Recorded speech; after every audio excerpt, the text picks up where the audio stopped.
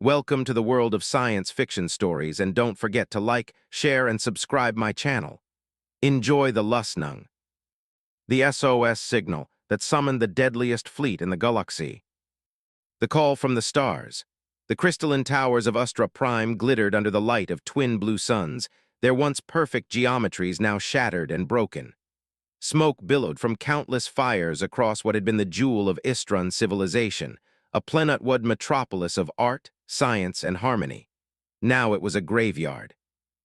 Commander Lyra stood at the remains of the central communication spire, her translucent skin pulsing with distress patterns that sent ripples of deep purple across her slender form.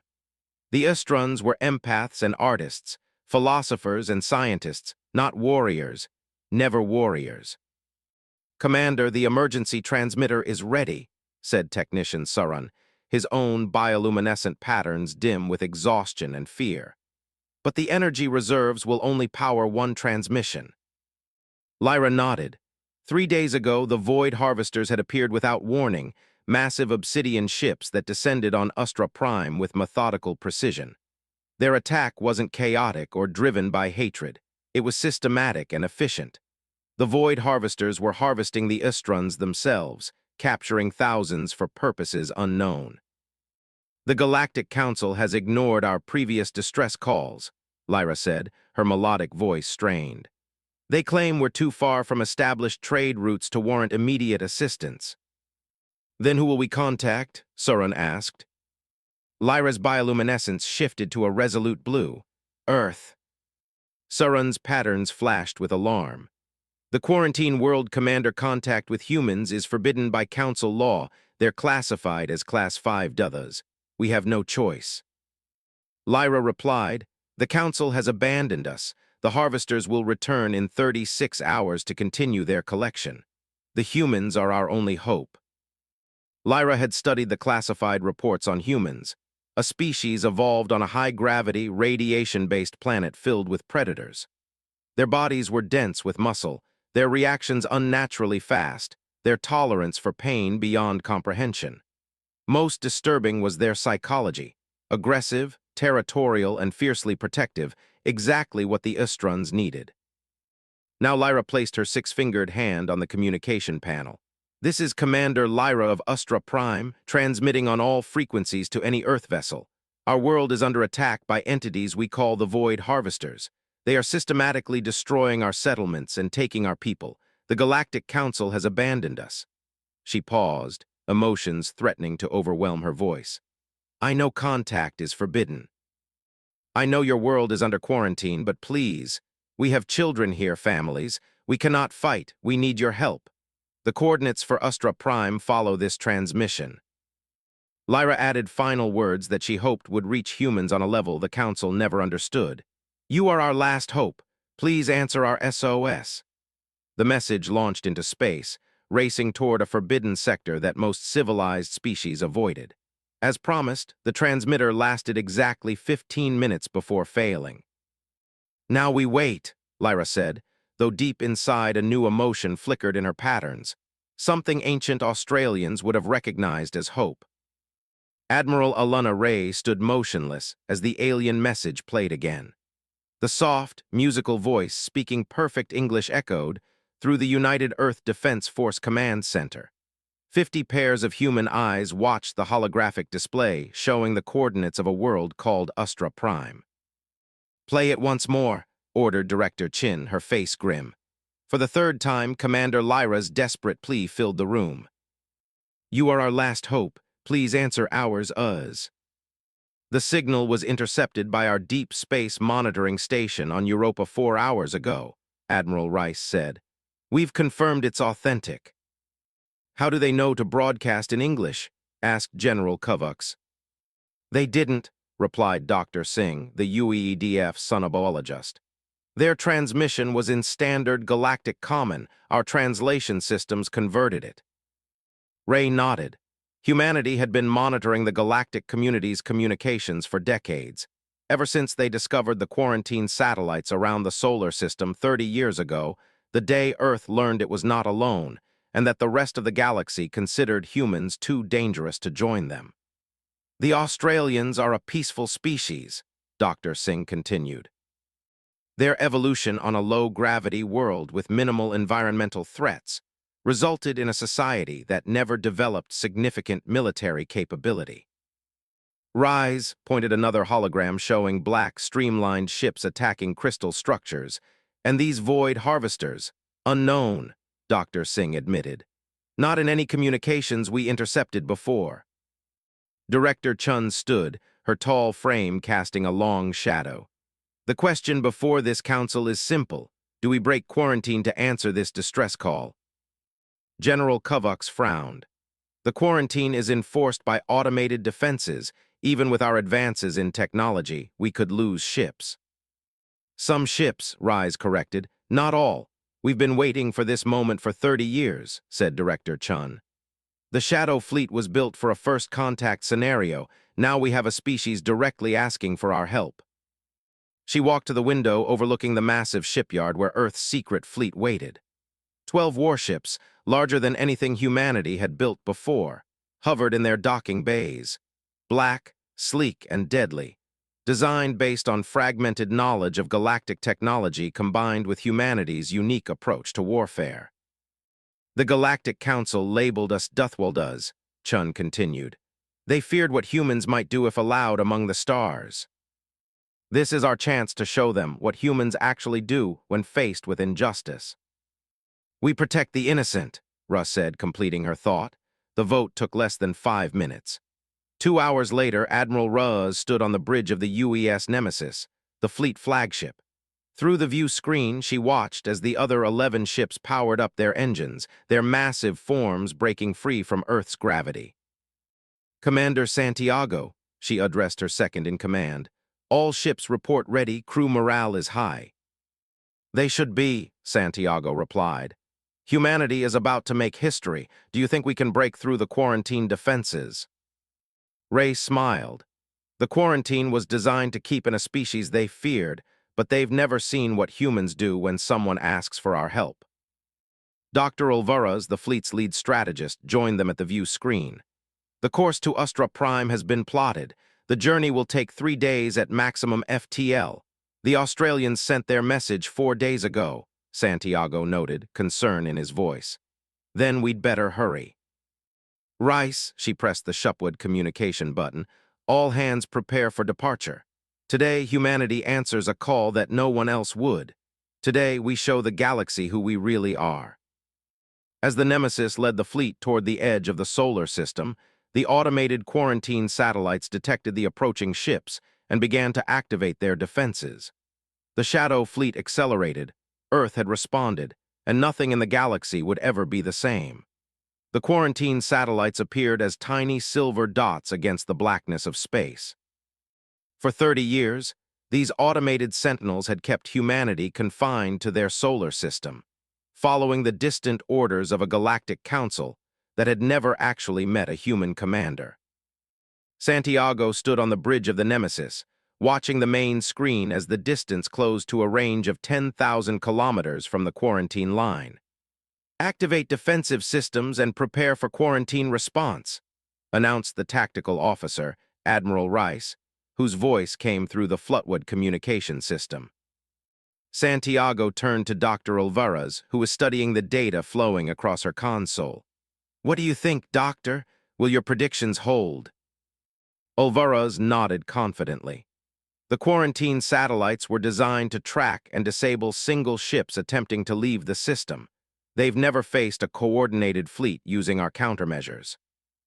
The first warning shot, Santiago reported, flashed across the Nemesis bow, a pulse of energy designed to disable engines rather than destroy. The quarantine wasn't meant to kill humans, just keep them contained. Countermeasures deployed, Santiago ordered. From each of the 12 ships, smaller drones launched into space, broadcasting false engine signatures. The quarantine satellites, forced to track not 12 ships but over 100 potential targets, fired again, hitting 2 of the drones, which exploded in brief flashes of light. They're adaptive, Olvaras observed. They're learning our patterns faster than expected. Santiago smiled, but not fast enough. The Nemesis accelerated, drawing fire from the nearest satellites. Its advanced shield technology, reverse-engineered from fragments of alien craft that had ventured too close to Earth over the decades, absorbed the impacts. All ships, rise ordered, execute Bruckpunt protocol. Now, in perfect synchronization, the human fleet suddenly scattered in 12 different directions, each ship accelerating to maximum speed. The quarantine system, designed to create a net of overlapping fire, couldn't track them all. Santiago gripped the command rail as the Nemesis shuddered under satellite fire shields. Maintain 70% and hold course. Rise said calmly, we're almost through on the other side of the solar system. At the Galactic Council's automated monitoring station, alarms began to sound as the AI system registered multiple quarantine breaches, but found the data impossible to process. No species had ever attempted to break a council quarantine. It was unthinkable. The AI filed the incident as a system malfunction and scheduled a maintenance check for the next standard cycle. Meanwhile, the Nemesis pushed through the final line of satellites. Its shields flickered under the strain. Behind it, 10 other ships made it through at different points. Only the UES Valiant had been disabled, drifting with damaged engines just inside the quarantine line. The Valiant reports all crew safe, Ulvaras said. Their engines are damaged, but life support is stable. Ray nodded. Signal them to return to Earth for repairs. The rest of us continue. As the quarantine satellites faded into the distance, the 11 remaining ships of humanity's fleet regrouped. Repair drones swarmed over their hulls, fixing minor damage. All ships report ready for FTL, Santiago announced. Course to Astra Prime is locked in. Ray stood in the center of the bridge, her face illuminated by the glow of distant stars, stars that no human had been allowed to visit until now. Send one last message to Earth, she ordered. Tell them the quarantine is broken. Santiago looked at the view screen where the coordinates for Astra Prime pulsed steadily. Do you think we'll make it in time? He asked. We have to, Rise replied. Humanity has waited too long for this moment to fail. Now Dr. Ulvaras joined them, her tablet displaying the translated distress call from Commander Lyra. The Australians don't know what they've done, she said quietly. By calling us, they've changed everything for them and for us. Plot the fastest course to Astra Prime. Ra ordered, we're about to show the galaxy what happens when you ask humans for help. The fleet engines flared brilliant blue, and in 11 flashes of light, humanity broke free from its prison and raced toward the stars. The Duthwaldas were loose, Duthwaldas unleashed. The human fleet dropped out of FTL at the edge of the Istron system. The main screen on the Nemesis bridge showed a beautiful crystalline world and the Black Void harvester ships orbiting it like hungry predators. Scan complete, announced the sensor officer. We count 17 harvester vessels in orbit. Multiple ground forces have detected colony settlements. They are mostly destroyed, but we're picking up survivor groups in the northern hemisphere. Commander Santiago studied the tactical display. The harvesters haven't noticed us yet. We're outside their sensor range, Admiral Rice nodded. Good. Dr. Ulvaras, your assessment? Ulvaras pointed to the largest concentration of survivors. This appears to be the main Istron refugee camp. Their energy signatures match what we know about their species, Crustalalanbusad biolamanutpan. The area is surrounded by harvester ground forces, but they haven't attacked yet. They're harvesting. Rice said grimly, they're taking their time. Santiago felt a cold anger building inside him. Orders, sir. Prepare a rescue team. Commander Santiago, you'll lead. Dr. Ulvaras will accompany you to establish first contact. The fleet will remain here until your team confirms the situation. Within an hour, a stealth shuttle carrying Santiago, Ulvaras, and a dozen Marines descended through Astra Prime's atmosphere, using the planet's crystalline formations to mask their approach. They landed 3 kilometers from the Istron camp in a grove of translucent, tree-like formations. Stay alert, Santiago ordered as they moved out. The Marines in sleek combat armor spread into a protective formation around the scientists. We don't know how the Australians will react to us. Ulvaras checked her translator device. According to the data we've gathered, the Australians are naturally empathic. Their biology includes a bioluminescent communication system that reveals their emotional state. Let's hope they don't panic when they see us. Santiago said. They approached the camp cautiously. Through his binoculars, Santiago could see the Australians, slender beings with translucent skin that glowed with shifting patterns of light. They moved with a graceful lightness that suggested adaptation to lower gravity. Suddenly, one of the Australian lookouts spotted them. A pattern of bright flashes spread across the camp as the alarm was raised. "Hold position," Santiago ordered. "Dr. Alvarez, send the greeting message." Alvarez activated her translator, which broadcast a simple message in Galactic Common. "We come from Earth. We received your distress call. We are here to help." For several long minutes, nothing happened. Then a single figure emerged from the camp and walked slowly toward them. As it got closer, Santiago could see it was a female Istron.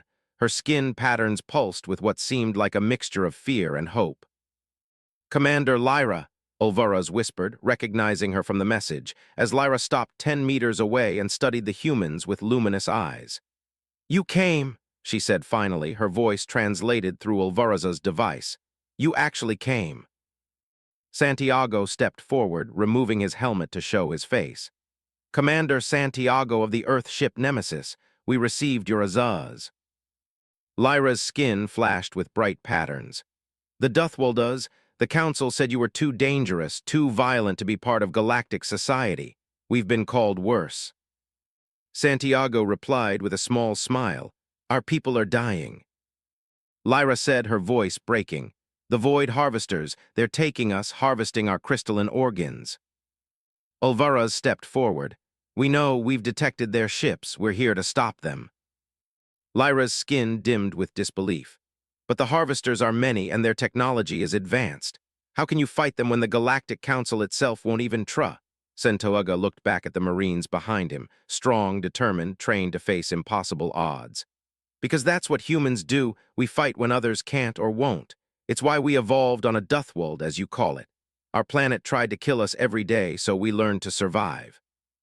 For the first time, a pattern of true hope flickered across Lyra's skin. "The Harvesters will return to this camp tomorrow.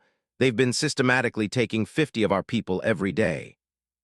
"Not tomorrow," Santiago said firmly. "Not ever again." He raised his hand, signaling the Nemesis in orbit. Seconds later, the ground shook as the first Harvester ship exploded in the sky above them. The humans had made first contact, and now they would show the galaxy exactly why Duthwaldas were feared. In the Galactic Council chamber, chaos reigned. Representatives from 27 species shouted over each other as emergency alerts flashed on the main display screen. "Order! I demand order!" called High Counselor Vex, his gray scales bristling with stress. His species, the Draconians, had led the Council from Plunoa, priding themselves on maintaining galactic peace through careful regulation of dangerous elements. "The quarantine breach is unprecedented. The humans have broken containment," announced Security Director Zha. "Their fleet destroyed the quarantine satellites and is now engaged in combat with Void Harvester forces in the Istron system." A wave of fearful murmurs swept through the chamber. Most species knew of humans only through classified reports, violent apex predators from a high-gravity Duthwald who had somehow developed space travel before being quarantined. "How is this possible?" demanded Representative Ma of the Trading Worlds. "The quarantine was supposed to be impenetrable," Vex replied coldly, "because no species has ever been foolish enough to attempt to break a council quarantine. The consequences are too severe." Observer Tala, a junior member from a species that had suffered recent border conflicts, stepped forward. Unlike the other council members in their ceremonial robes, Tala wore the simple uniform of the Observer Court. "Perhaps," Tala suggested quietly, "we should ask why the humans broke quarantine after 30 years of compliance."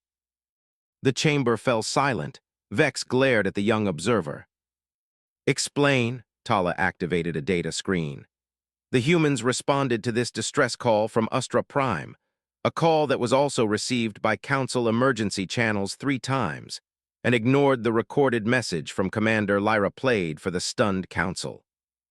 When it finished, Tala continued. The Ustrons requested assistance against a void harvester attack 6 standard months ago.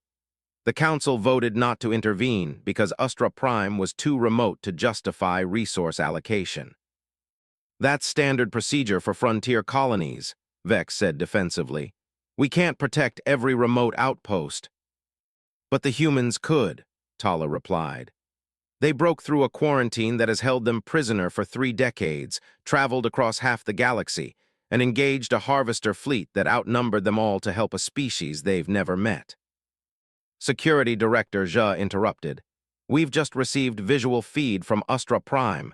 The Council needs to see this. The main screen lit up with footage of human Marines fighting alongside Australian defenders. The humans moved with shocking speed and strength, enduring injuries that would kill most species while continuing to fight, even while bleeding from multiple wounds. Most disturbing to the Council was the precision of human attacks. This was not blind violence. It was tactical efficiency that spoke of a species that had mastered warfare. "Ancestors preserve us," whispered Representative Ma. "If they can do this to the harvesters, what could they do to us?" Tala zoomed the footage to show a human medic treating injured Istron children, working gently despite hands that could easily crush their fragile crystalline forms. "Perhaps the question," Tala suggested, "is why we fear a species that does this when asked for help, yet we tolerate the void harvesters who harvest sentient beings." Before Vex could respond, an aide rushed into the chamber.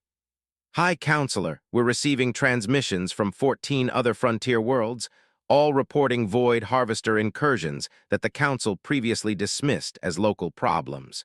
They're demanding to know why humans are defending the Istrons while the Council does nothing." "It gets worse," added Security Director Zhe. "The humans are broadcasting their battle against the harvesters on all frequencies. Every species in the galaxy can watch them defending a world we abandoned." Vex collapsed into his chair, realization dawning.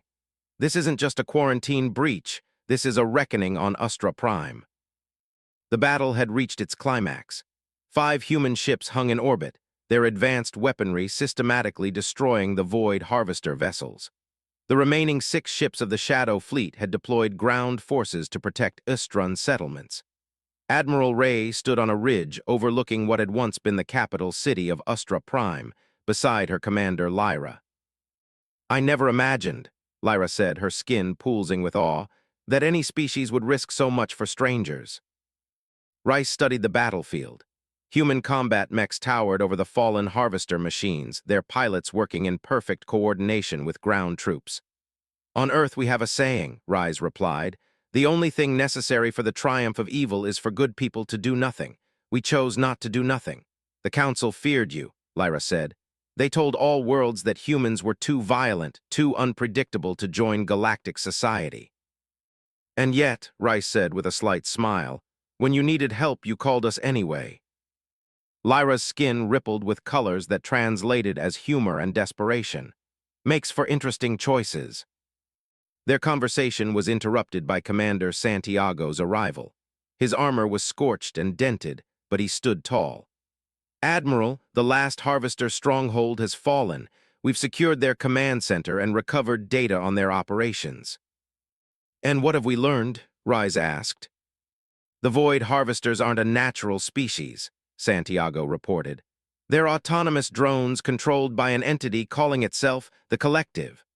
They've been harvesting crystalline-based life forms throughout the frontier for centuries, always targeting worlds the Council deemed too remote to protect." Lyra's illumination dimmed, Santiago continued.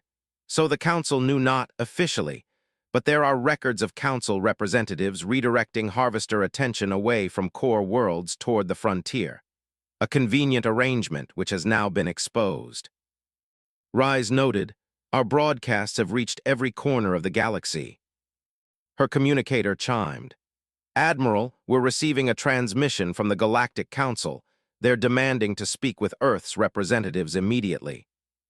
Ray exchanged a look with Santiago. "I imagine they have questions about our breach of quarantine, among other things." Santiago replied with a grim smile. Rice turned to Lyra. Commander, would you care to join me for a conversation with the council that abandoned your pupla? Lyra's skin flashed with a complex pattern that the translator struggled to interpret, something between righteous anger and satisfaction. It would be my honor, Admiral, she said. As they walked toward the command center, Rise looked up at the sky where human ships now protected Istron's space. The quarantine is broken, and humanity has emerged onto the galactic stage not as conquerors but as protectors. What happens now? Lyra asked. The Council will never accept humans among them. After this, they don't have to accept us, Rise replied. But they will have to acknowledge us. The galaxy is about to learn what the Council has been hiding all these years. What is that? Lyra asked. Ray smiled.